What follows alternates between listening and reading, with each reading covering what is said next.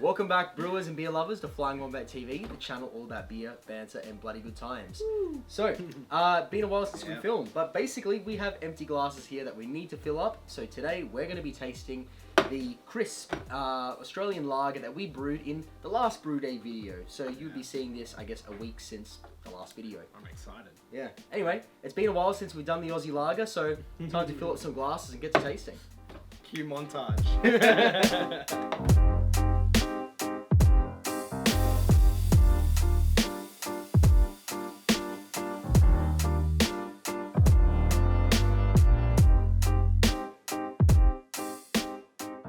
I didn't say my name first. What's your name, mate?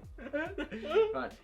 So we now have our beers poured. So I'm McKelty, over here is... Odin Tito. And we're just a couple guys that really love beer, making beer, everything to do with beer, and pretending to know a lot about beer. So we talk shit on this channel, and thank you for watching. I don't know shit about beer, he knows about beer. I pretend. Oh, fuck me. I don't know how to hold one, apparently. It's been a while. Jesus it's been a while. Christ. It's been a long time since a brew talk. Okay. Let's get into it. All right. No, first Cheers, impressions. Mate. First impressions.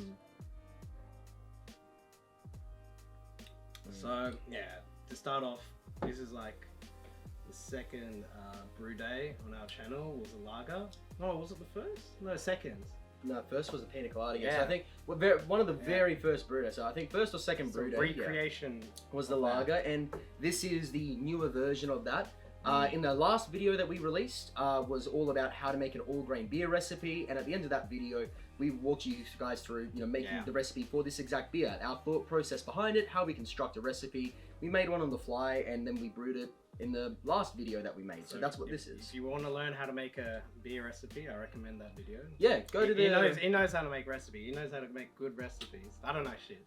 Very rare, I get a compliment. It will be up there if you want to view the video. Check it out. Check it out. It's a good just kind of walk-through methodology about how to make a recipe, the thought process behind it. We showed you how to make this recipe, and if you guys want to actually see the brew day for this one, there's a little tag thing up there. Have a look at it, and then you can make it and drink it along with us. Yeah, but first impressions. First impressions. Crisp. Yeah. Very crisp. Yeah.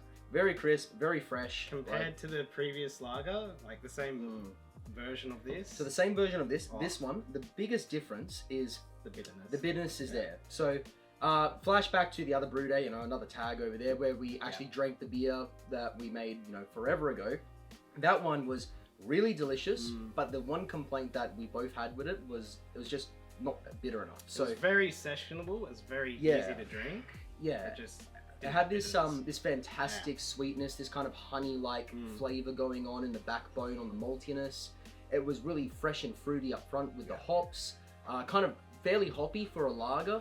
But the problem was that sweetness of the malts, like that sweet honey kind of almost maple syrup type flavor, was kind of unbalanced because there wasn't enough bitterness there to balance the sweetness of the beer. And that was what I wanted to fix this time round for the new version of the lager. Do you think you fixed it? I've definitely fixed it. Yeah. There's a chance I've overcorrected, and maybe it's a smidge too bitter. Maybe a smidge, but overall... It's always hard to get that perfect, what you're happy with. Yeah, it is hard. I mean, I probably did overdo it a bit. So the way that I basically fixed it this time round was I just doubled the hops that I used at the start of the boil. That was basically the only change to this recipe. It was very, very similar to the other one. So it's basically twice as bitter now. It's not a linear scale, but more or less twice as bitter sort of thing. So I preferred this one to the old one. Spoiler alert, it's not the first time we've actually drunken this beer. It was Christmas here, so we got into it. But it was a good Christmas Eve. Yeah, it was good to get a bit of feedback from all the friends and fam about this one, and feedback was kind of a split opinion between preferring this version and preferring the old version. So yeah, I think I did prefer the old version just because it's easier to drink. It goes down easy on a hot day. See, the thing was, my issue with the old one was that I had this idea that, and I think for me, I would get a little bit bored drinking it because it didn't have enough oomph. It didn't carry itself enough because it wasn't bitter enough. But that's also personal preference. People like different styles of beer. I tend to like mine on the more bitter side, so I have a bias towards that. But overall, though, overall, impressions. Yeah, great first impressions. Like, not a bad beer. It's the kind of beer Can't that... taste any off flavors. No off flavors. Another, video up there. If you want to know how to detect off flavors in your beer and how to fix off flavors in your beer, like weird, like plastic flavors, banana-y flavors, like kind of gross, I don't know, funky flavors, whatever it might be. There was a video over there where we showed you how to do that. But no off flavors in this one. It was all done right. It's good. It's solid. Yeah, but this one is just, the thing that screams to me is just crisp, clean, fresh. That's like, it's like lawnmower beer. That's what you want for a lager. Yeah, That's what you need for a lager. Yeah. And That's exactly the clarity as well, like first impression, like Oh, the clarity is like, you can see straight through that. That's another dimension. It's significantly clearer than what the old version of this was in the same period of time. Yeah. So lagers do get clearer and clearer the longer they sit in a keg and they lager out. But this one was clear like week 1 in the keg, it was like this. It was very clear, very, very fast. So the actual brew day itself was probably done a little bit more cleanly. Yeah. Oh, anyway. flavor-wise, aroma. Flavor Not and really aroma.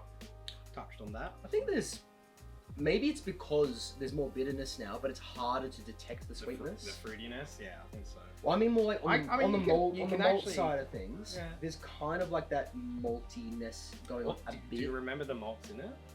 It was just one malt, so it was just an Australian Pilsner malt. That's Barrett Burston, I think, was the brand we used, and it was just straight up 9 kilos, I think, from memory, or 9.5 kilos for the batch of just Australian Pilsner malt, because we wanted this to just be super clean, super crisp. We didn't want a super bready, earthy, or like biscuity malt profile. Like a British ale. Yeah, it was meant to be a summer beer. It was meant to be an Australian summer beer, so we wanted it clean. So it's just the one malt.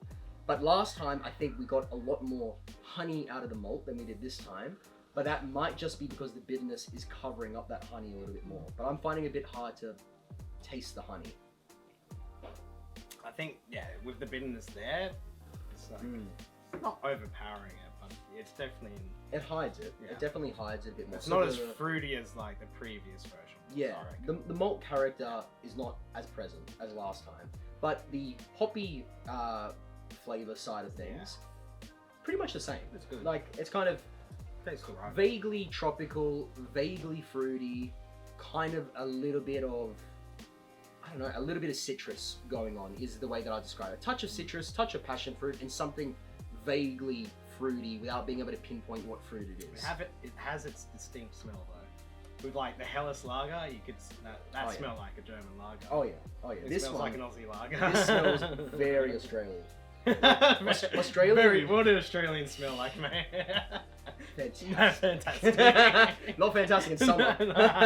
Yeah, it does. So for the Americans out there, Australian lagers do have a very distinct smell. Like they just, I don't know how else to describe it other than you smell and you go, oh yeah, that's a lager. And you just think that's like an Aussie lager. Like it's got a very, very distinct smell. Classic lager you'd get at the bar, mate. Yeah, They all smell the same. Yeah. It's not a malty smell. It's like, it's kind of a smell. clean, the way I've always thought about it is it smells almost like toothpaste. Yeah. Like it's got that kind of really weirdly... Jesus, some minty beer. That's a good almost idea. It's kind of like that not like mintiness, but that freshness of toothpaste. You know, like if you accidentally get a little bit of toothpaste like on the bottom of your nose when you brush your teeth and you smell the toothpaste. Sure that's toothpaste, mate.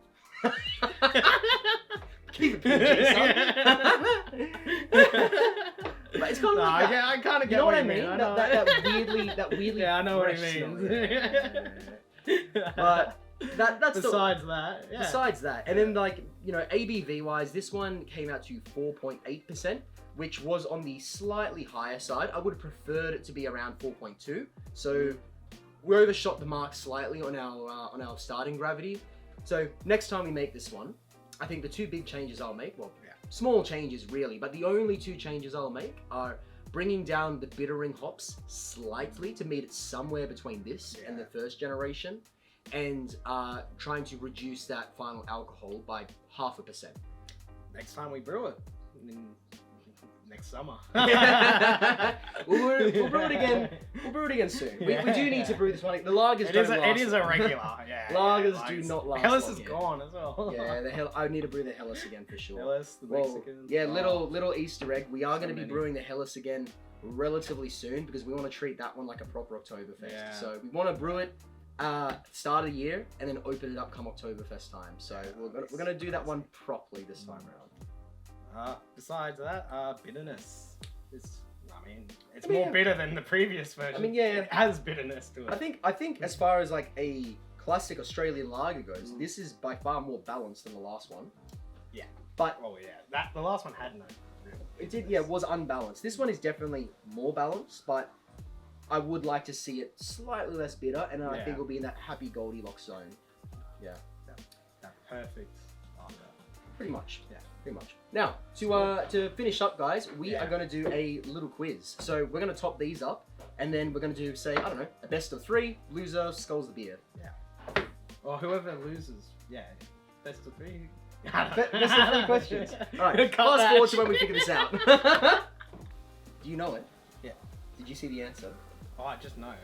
I know statistics. Oh, man, that's putting me in a disadvantage. I already All know. right, okay, here we go. So, the way that we're going to do this is I think we'll do... Do you want to do first of 3 or best of 3? Okay, you take one question, I take the next question, maybe. Okay. Yeah. Okay, all right. We'll do You it that have way. the first question.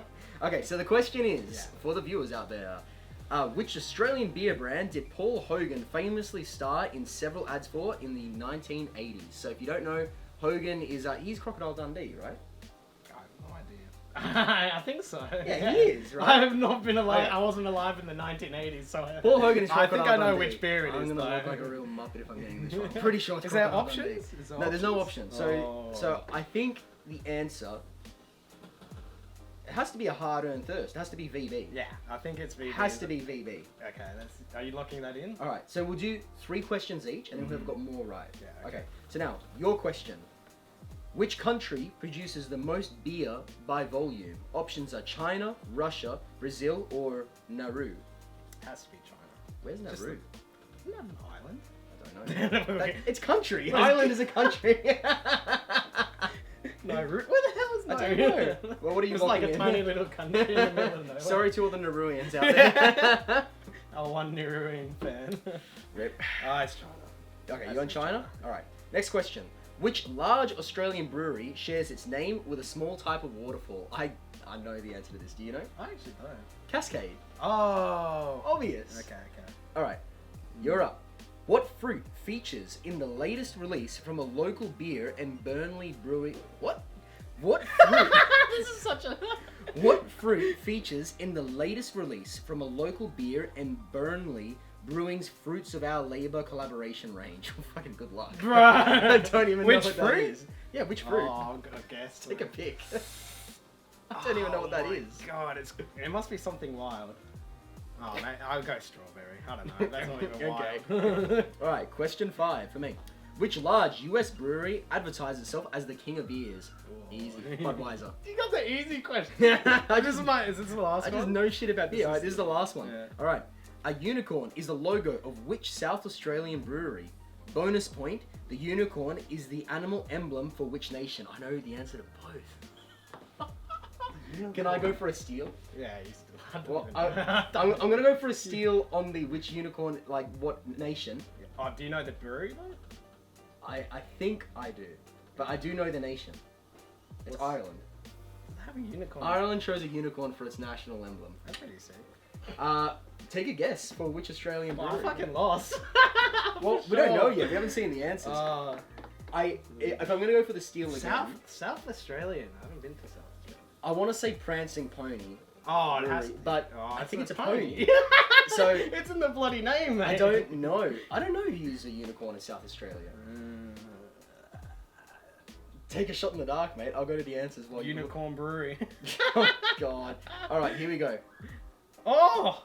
Question 1. We'll go in order. Question one. You Fuck! You got it wrong. Oh my God! Of course it was Foster's. Question 1. The answer was Foster's. No wonder Americans think we drink Fosters. That is That's why. actually Yeah. why. So Foster's just is not a beer in Australia. Like no one drinks it. No one has ever drunk in it. It's just not a thing. But for some reason, everyone thinks we drink Foster's. Yeah. It just does not exist here. That's frustrating. All right. Question 2. China. Yeah. So you're 1 point I up. know. Little ding on the scoreboard up here.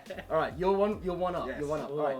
3. Cascade. I was right. So we're 1-1. But you can go for the lead here. Oh, it was watermelon.